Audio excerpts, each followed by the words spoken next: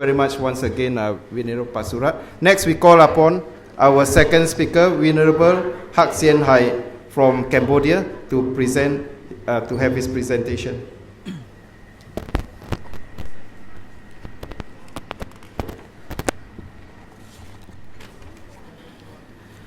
ជាបឋមសូមធ្វើកិច្ចនមស្ការចំពោះសម្ដេចព្រះអគ្គមហាសង្ឃរាជាធិបតីកតេឧទេសបណ្ឌិតទេវវង្សសូមក្រាបថ្វាយបង្គំ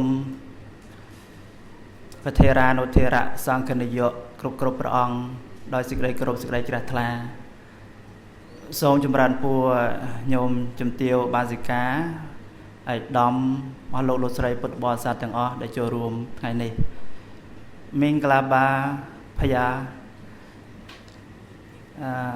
overseen at the show de dine minh pamasaka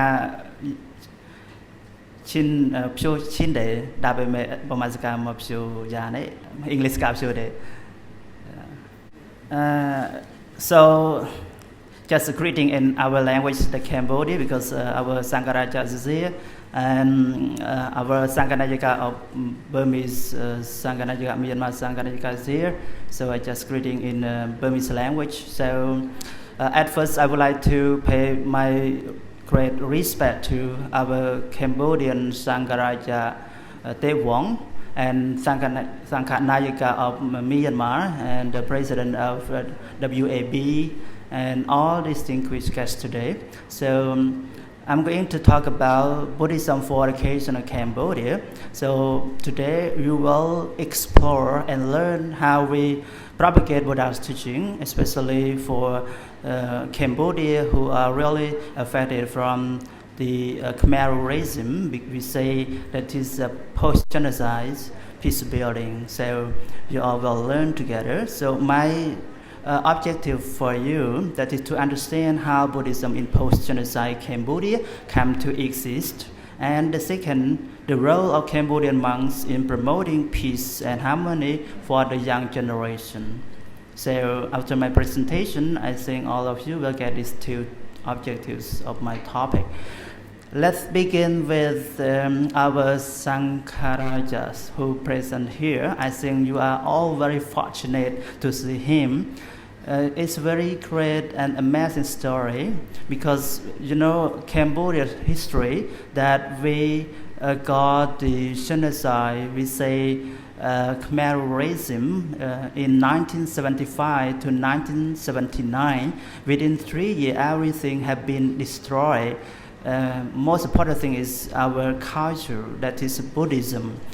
You know, we have a lot of Buddhist monk and temple, but there is no any Buddhist monk left in that era, in that regime. No any monk, only temple, and all the temple, you know, have been turned to be a, you know, the storage center. Sometimes just like the storage for, you know, for the animals, even examination camp as well. So it's a very bad story, but I just don't want to talk much about that. But what happened next after the Khmer regime collapsed? I mean, after the overthrow of that regime. So, you know, Buddhism actually is very prominent in Cambodia. Right now, we have a lot of Buddhist monk and temple. You know, after the post-genocide, I mean, after the Khmer regime in 1979, we have only 7 Buddhist monks that start, you know, to ordain. So you want to know that who are the 7 Buddhist monks who start to build Buddhist reestablishment of Cambodian Buddhism? So this great honor to have our Sangharajas is one of the 7 monks who start Buddhism in Cambodia after the genocide, civil war. So actually now there are 2 monks left still alive. That is our Sangharajas, and another one is non-Ngat. So 2 Sangharajas still alive, and other 5 have gone, I think, to the heaven already. So you know, I should ask all of you, if you were at the age of 88, if you were at the age of 88, would you able to join such conference? Would you able to walk? Would you able to give the speech to the world? Would you able to traveling to over 50 Buddhist countries in the world to propagate Buddha's teaching and to promote world peace?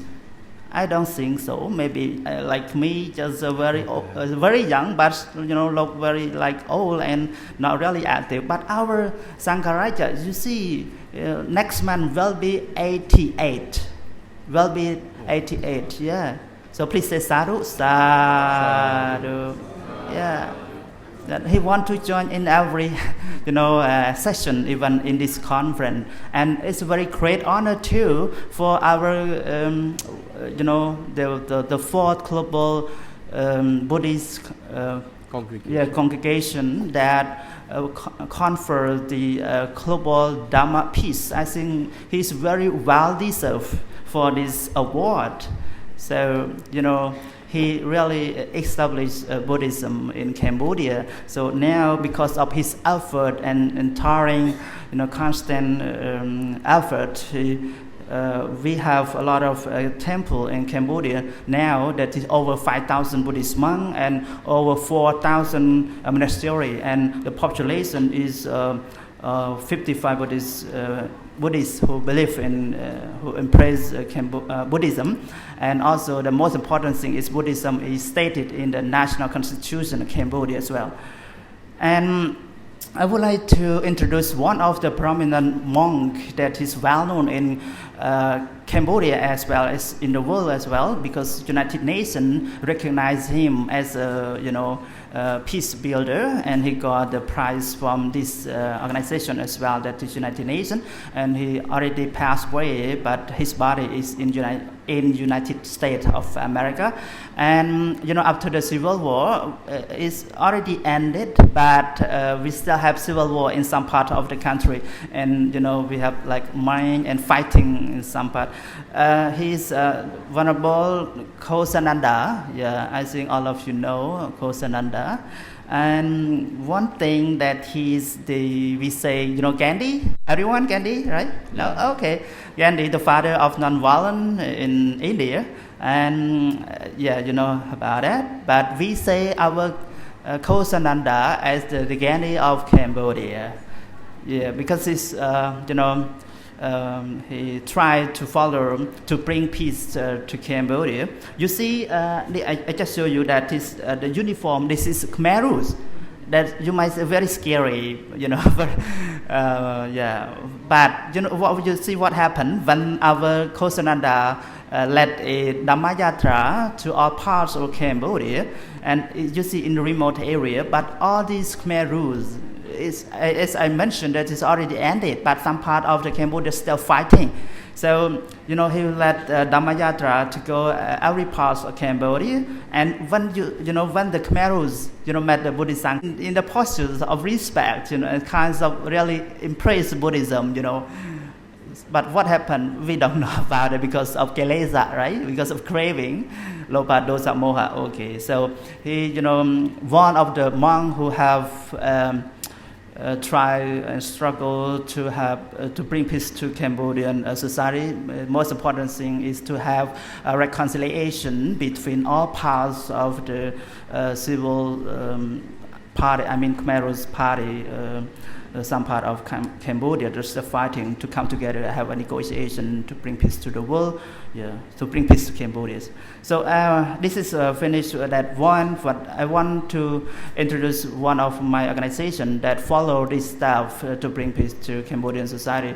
Actually, we are right now is a very peaceful country and a very nice country. Is everything bad that happened is already in the past, but right now is, I think most of you have been to Cambodia, right? To Angkor Wat, to many places. So I think you enjoy it and really like to visit one again and again. So everything has changed, but there is some track that we have to to propagate and to promote and to protect that it might happen once again. because some family, the father, the parents of the children still affect from that racism. So we try to negotiate, to have program with the parent, and especially for the young generation, to get education and to have a peaceful education as well. So in my organization, that is Buddhism for Education Cambodia, as one of the member of VAL. So I present here as kinds of activity of our regional center as well. Yeah. So we have the youth education project.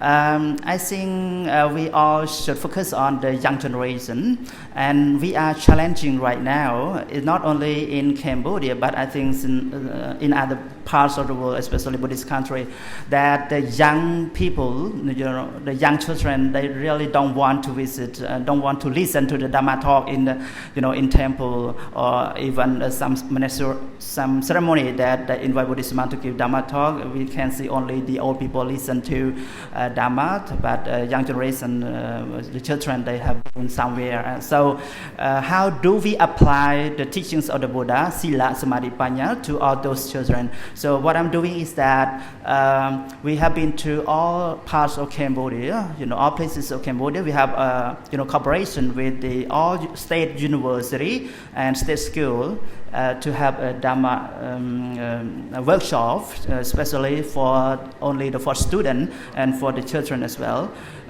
We have cultivate their mindfulness and medicine to improve their understanding in Buddhism. And most important thing is we printed 20,000 notebook every year to distribute to the children, because the children in some part of Cambodia is in remote area, so they really sometimes cannot afford even the material study, school supply. So we always help them with notebooks. But most important thing is in this notebook we have Buddha's teaching inside. They can write as well, and they can also read. They can bring anywhere, any places. So Buddha's teaching always with them. And this is Dhamma for Youth. That is the title of this book, Dhamma for Youth. We bring 10,000 Dhamma book for distribution to all Cambodian young children, young students, youth. Every year 10,000. Yeah, we got donation from Odomboma, Dr. Ong Siyu as well. Yeah. And this is the students who have been trained with us. And recently, we just have a new center. Actually, it's kind of a headquarters of BEC as well. But it's very interesting that all of the students now trying to come to us. Mostly we have been to all parts of Cambodia to give Dhamma talk, to train. But now we have our new center. They are coming. They are really interested, because we don't really focus on the old people, but the young people coming. Like today, hundreds of students coming, just visiting and have Dhamma from our volunteer monks as well. Actually, it's not only for the spiritual development, but we have 2 classes to provide them. The students who live around the center, that is English class and Chinese class and other languages as well.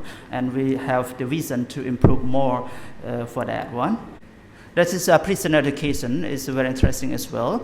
Buddhist monk in BEC always go to teach the prisoner every week to the prisoners. So they have been trained with us. That is media Dhamma talk, and we have a program in television, and we have our own radio. Venerable brothers have been in our office as well and talk in our radio. And one important thing is Dhamma class in English. I think if you know the story of this class is very nice, because it's the first hour in Cambodia that we have Dhamma in English online. So they really attract all the students from university and from all the Cambodian, even the children of the parents who live abroad. They really like this program that we teach. So I myself teach this Dhamma English at 8 to 9 p.m. at night time, and you can see that is 1.1K who are watching while I'm teaching Dhamma in English. So for the young generation, they really want to understand Buddhism. So it's one thing that I think we can bring peace to society as well in education. And this is, I teach at PUC, that is Panya Sastra University, the first university that provide in English medium and well known in the world as well, international state as well, PUC. And the motto of this university, that is Sila, Samadhi and Panya, and that I taught, that is personal growth and development. So we have the teachings of the Buddha. And one thing, our BEC, we try to promote monastic education as well, start from primary school, secondary school, and high school. We don't have our monastic education, monastery ourselves. We don't have school ourselves, but we have a cooperation with the board of the school, with the principal of the school, primary school, secondary school, and high school. Even Buddhist high school, we have the contest. So for those monks who have learned get very good grades, so they will get some award from BEC. We run this 5 years already. And another thing is children sponsorship.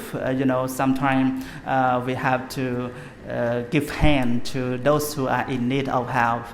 One thing I post in my Facebook that really interesting to all Cambodians. I said one bicycle is not very expensive, but one bicycle is very expensive for the poor children, very expensive for the poor children. So they really donate the bicycle for them.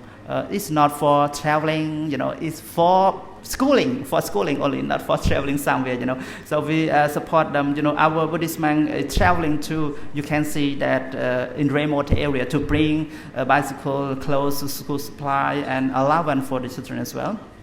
And one most important thing is that, our Buddhist monk can build a house as well. Because we always have a goodie in our temple, but we have this program to build the house for the most vulnerable people who are in need of help as well. And in conclusion, BEC is applying Amisadana. So you got it. What is Amisadana, everyone? Hello, everyone. What is Amisadana? Yes?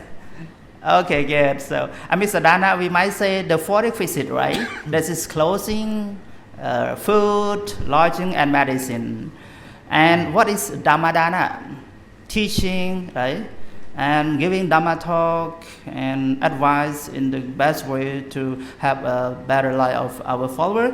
So in Buddhism, we talk about Dana, that is Amisadana, and Dhammadana. So what I'm doing in Cambodia, BEC, that is applying Amisadana, that we provide something to help them, to save them. Last Malika said, Indian actor, I just asked, what is your message to the world? He just said one thing. What is that one thing, That is to serve other. That my clip, I recorded with him yesterday. What happened in media? So in media, over 30K we watched that. Over 30K just one night that watched that clip. So it's a very good message to the world. So this is what I'm applying. Amisadana, as you have come through with me what I'm doing. Amisadana and Dhammadana, that is teaching. We say in action. It's not just talking, but in action. So I'm very surprised to see one of our Sayadaw in Ladakh. Yeah, he said compassion in action. It's very nice. In order to promote sustainable peace and harmony in Cambodia society. So, Jasitin Bade, everyone, and welcome to Cambodia. Thank you. Sadhu, sadhu, sadhu. Thank you very much, Venerable Hak Siang Hai from Cambodia for your presentation. which is very motivational for us. And also we can see that BEC, with your guidance, has done a lot of Amisadana and also Dhammadana by concentrating on education, and also not only education but also Dhamma teachings to the prisoners as well as the youth, children of all levels, and also you are giving books and also the basic amenities to the poor people, and going through all the various villages throughout Cambodia to propagate the Buddha Dhamma. So let us all rejoice in your merits. Anumodhana bun. Sadhu, sadhu, sadhu. Next